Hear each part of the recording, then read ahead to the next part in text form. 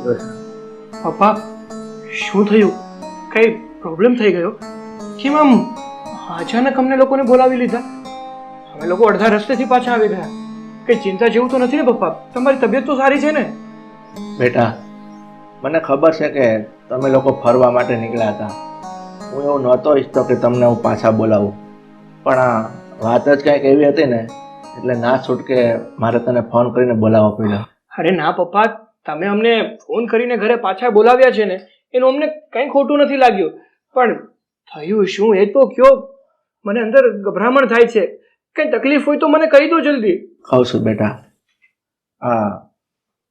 આ રીનાના સાસુ આવ્યા હતા અને આવીને એને દહેજ પેટે 5 લાખ રૂપિયાની માંગણી કરી છે. શું વાત કરો છો પપ્પા?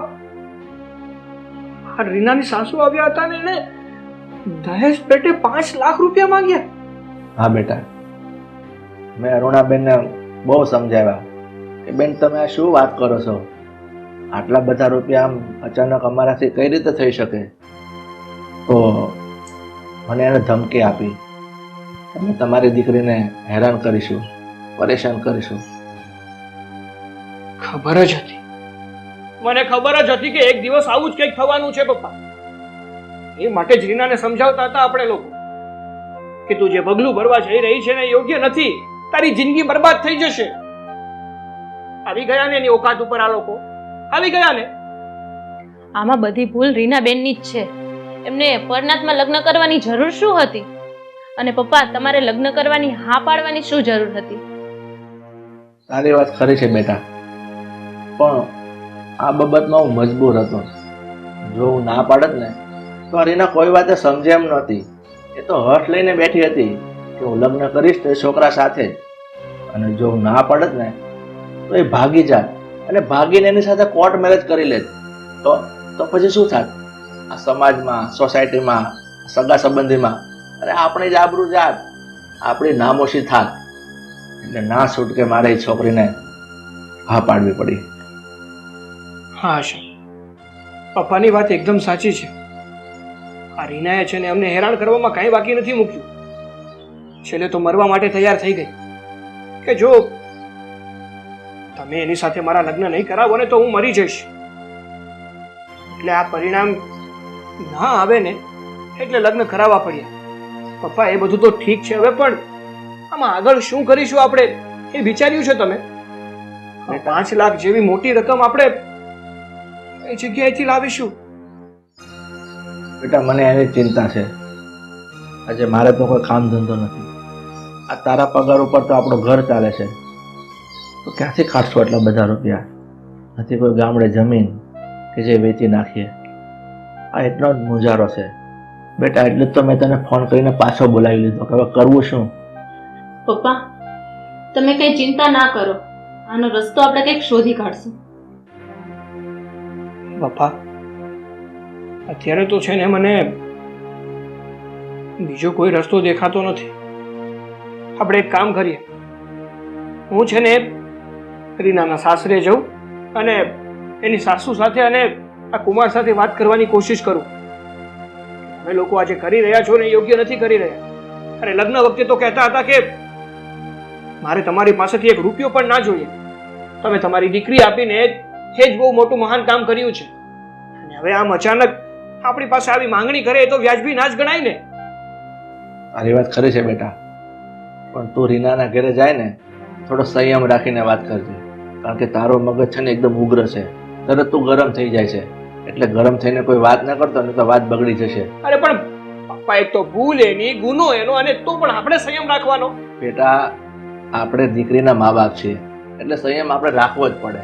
એટલે તું જા, હું તને ના નથી પાડતો, પણ જરાક જાળવીને બોલજે, સંભાળીને બોલજે. સારું, હું ધ્યાન રાખીશ તમારી વાતનું.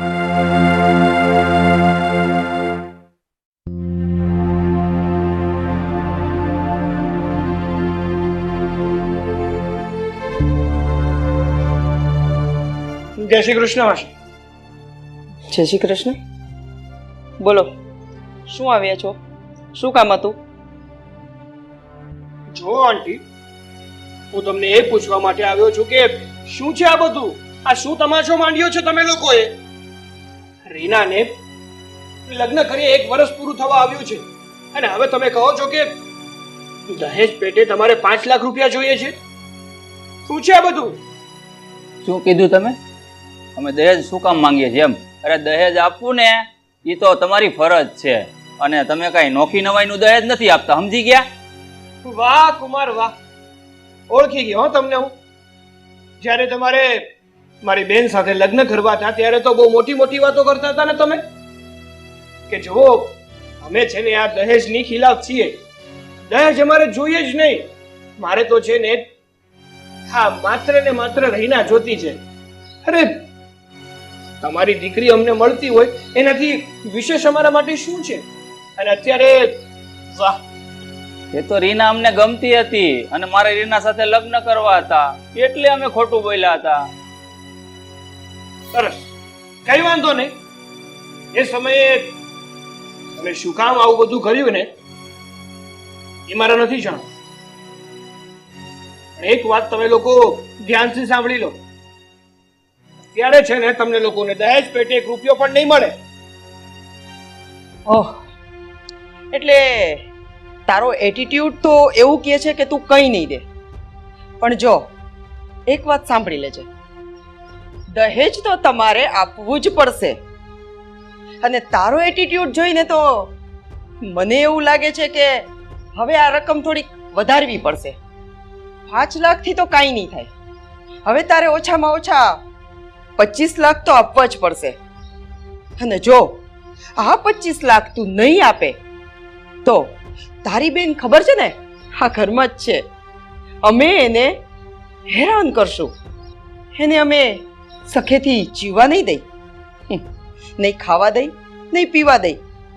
એનું જીવવું રામ કરી દેશું. અને આ શબ્દ સરખા સાંભળી લેજે, બીજી વાર રિપીટ નહીં કરું. એટલે તમે લોકો મને ધમકી આપો છો એમ? હા, ધમકી સમજે તો ધમકી, વોર્નિંગ સમજે તો વોર્નિંગ, અને રિક્વેસ્ટ સમજે તો રિક્વેસ્ટ. તો તમે લોકો પણ કાન ખોલીને સાંભળી લો. બીજા લોકોની જેમ ડરવા વાળો નથી. મારું પરિણામ સારું નહીં આવે. મેં મારી બેનને તમારા ઘરમાં પરણાવી એનો અર્થ એ નથી કે તમે મારી બેન સાથે ગમે તે વર્તન કરશો. એ લોકોને છે ને રાતા પાણીએ રોવડાવીશ. શું કીધું તે? પરિણામ સારું નહીં આવે એમ? અરે પરિણામ જે આવવું હોય તે આવે, અમને કોઈ વાતનો ડર નથી. મારી મમ્મીએ કહ્યું ને કે 25 લાખ રૂપિયા જોઈશે એટલે જોઈશે, નહીતર તારી બેનની જિંદગી ખરાબ કરી નાખીશ, એટલી વાત યાદ રાખજે. જોઈ લઈશ તમને લોકોને તો પછી જોઈ લઈશ. પેલા એ કહો કે મારી બેન ક્યાં છે? મળવું છે મારે એને. મમ્મી કયો અમને એમની બેન ક્યાં છે? ચા મળી લે, હશે એના રૂમમાં. હાઈવો મોટો બેનને મળવા વાળો, કાંઈ ઉકાળી નહીં લેતું એની પાસે જઈને. એ તો સમય જ બતાવશે.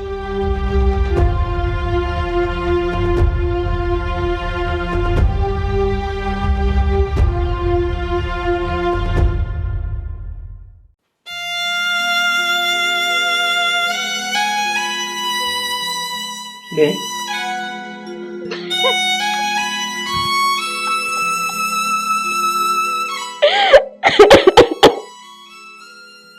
છાની રે મારી બેન.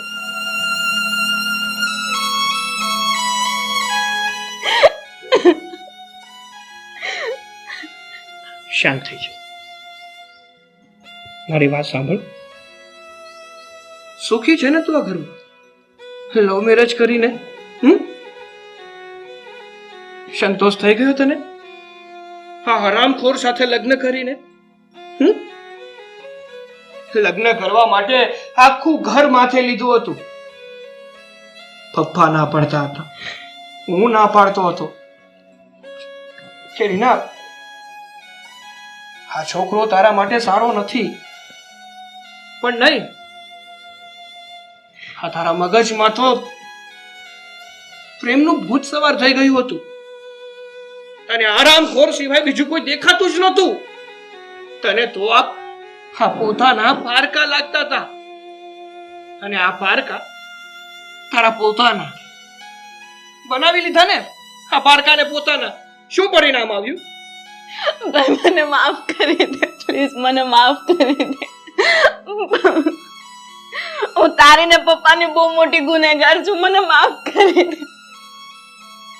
મને અહીંયાથી લઈ જા તું, મને અહીંયાથી લઈ જા. આ લોકો મને બહુ મારે છે, તું મને લઈ જા ને. મારી બહુ મોટી ભૂલ થઈ ગઈ. મારે તારી ને પપ્પાની વાત માની લેવી હતી, મને માફ કરી દે, મને માફ કરી દે. એ જ તો વાંધો છે આ તમારા જેવી યંગ જનરેશનનો, તમારા જેવી માસૂમ છોકરીઓનો, જે મા બાપે નાનપણથી ઉછેરીને મોટી કરી. એ મા બાપ અમુક સમય એને કડવા ધોડે છે. જ્યારે 5 દિવસથી આવેલો એક છોકરો જે ભોળી ભોળી વાતો કરીને તમને તમારા મનમાં ઉતરી જાય છે, અને પછી એ છોકરા સિવાય તો બીજું તમને કઈ દેખાતું જ નથી, ત્યારે તમારા માવતર તમારા માટે પારકા થઈ જાય છે. કારણ કે માવતરને તો તમારા સુખની કઈ પડી જ નથી હોતી. તમારા સુખની તો બધી એ પારકા લોકોને પડી હોય ને. પણ મારી બેન, જો એ દિવસે તે મારી અને પપ્પાની વાત માની હોત ને તો આ દિવસ જોવાનો વારો ન આવ્યો હોત. સાચું કહો ને તો એટલો ગુસ્સો આવે છે ને, મન તો એવું કરે છે કે જે કર્યું છે ને તે એના બદલામાં તને આજ મળવું જોઈએ. પણ નહીં, ગમે એમ તો એ તો મારી બહેન છે ને, એક ભાઈનું હૃદય છે. બેને ગમે એટલું કર્યું હોય ને છતાં પણ ભાઈ એને પોતાના દિલમાંથી કાઢી નથી શકતો. તારી સાથે જે બની રહ્યું છે ને એનાથી હું પણ ખુશ નથી. તને ખબર છે બેન, મને તમારા જેવા લોકો ઉપર ગુસ્સો શું કામ આવે છે? એક તો પેલા ભૂલ કરે, કોઈનું માને નહીં, પોતાનું ધાર્યું કરે, અને જ્યારે પોતાના ઉપર દુઃખ પડે ત્યારે સોરી કે મારાથી ભૂલ થઈ ગઈ, મને માફ કરી દો. તો પેલા તમારી અક્કલ ક્યાં ગઈ હતી? કાં સરવા? એટલા માટે જ મને ગુસ્સો આવે છે તારી ઉપર. ભાઈ મને માફ કરી દે, મને માફ કરી દે. તને ખબર છે મારા સાસુ ને મારો પતિ છે ને મને બહુ મારે છે, મારી ઉપર ટોર્ચર કરે છે. પહેલા મને નરક જેવી જિંદગીમાંથી બહાર કાઢને, તું બહાર કાઢને. હું તારો ઉપકાર જિંદગીભર નહીં ભૂલું. મને બહાર કાઢ, નરક જેવી જિંદગીમાંથી બહાર કાઢ તું. બસ મારી બેન, બસ ઊભી થા.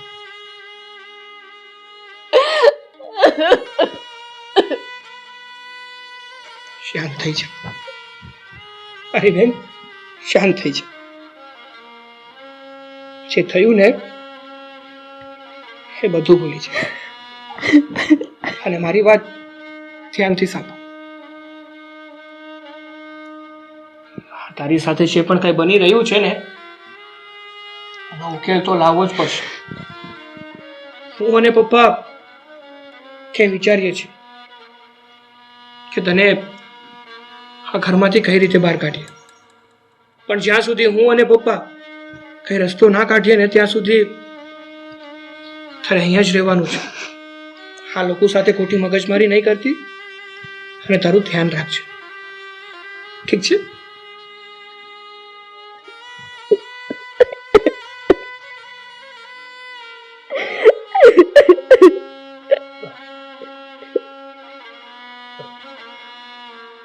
હું છું ને તારી પાસે, તને કાંઈ નહીં થાય. ચાલ હવે ત્યારે તો મારે જવું પડશે, પણ હું પાછો જરૂર આવીશ, જરૂર આવીશ.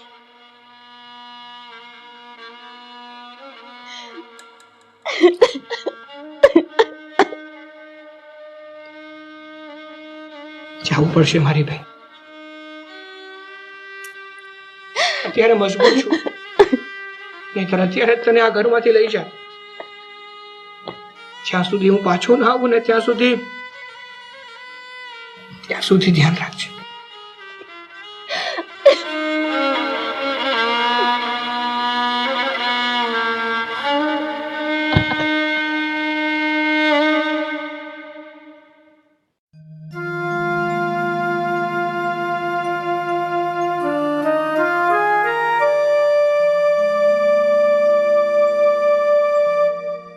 પપ્પા, કેમ બેટા, તું તો રીનાના ઘરે ગયો તો, જઈ આવ્યો?